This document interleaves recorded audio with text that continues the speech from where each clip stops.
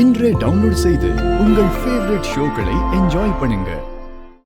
ஆமா, எல்லாம் இப்படி தப்பா ஆயிப்போச்சே, இப்ப என்ன பண்றது? இது ஏதோ தப்பான அறிகுறி மாதிரி தெரியுது.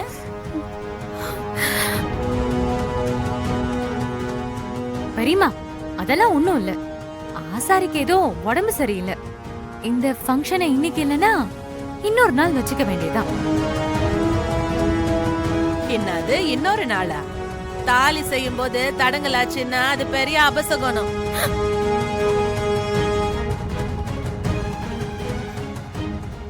இதனால மாப்பிள்ளைக்கும் பொண்ணுக்கும் அவங்க உசுருக்கே ஆபத்து வரலாம்.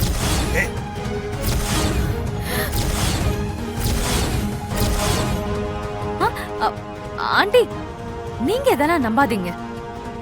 நீங்க வேற ஆசாரிய பார்த்து தாலி செய்ய ஏற்பாடு பண்ணுங்க. சமந்தி அம்மா, அவ சின்ன பொண்ணு ஏதோ புரியாம பேசினுகிறா. இத பாருங்க, நமக்கு கண்ணால முக்கியமா இல்ல நம்ம பிள்ளைங்களோட உசுறு முக்கியமா?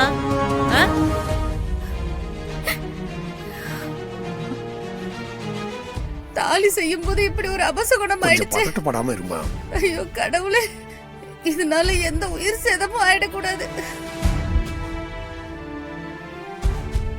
அண்ணி, இந்த கல்யாணத்தை வேணா நிறுத்திடலாமா?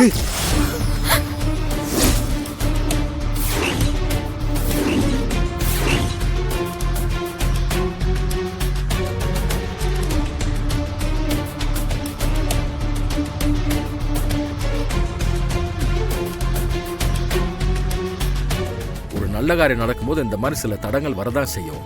அதுக்காக கல்யாணத்தை நிறுத்த முடியுமா? இது என்ன குழந்தைங்க விளையாட்டா? சொன்ன உடனே நிறுத்தறதுக்கு ரெண்டு குடும்பத்தோட கௌரவ பிரச்சனைங்க. என்னங்க இப்ப என்னங்க பண்றது?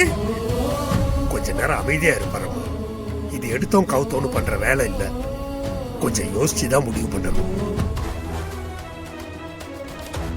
அண்ணாமலை, நம்ம ஜோசியரை பார்த்து ஒரு முறை என்னன்னு கேட்டுட்டு அப்புறமா முடிவெடுக்கலாமா?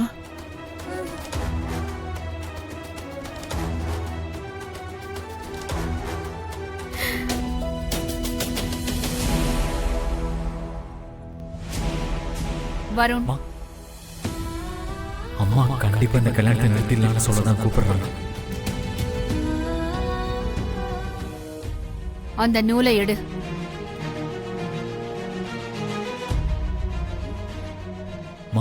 அந்த நூலை எடு. சரிங்க.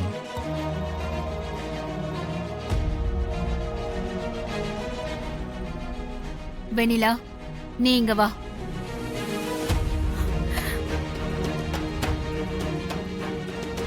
சொல்லுங்க அத்தை. இத வச்சு வெண்ணிலா கழுத்துல தாலி செயினுக்கான அளவை அளந்து வை.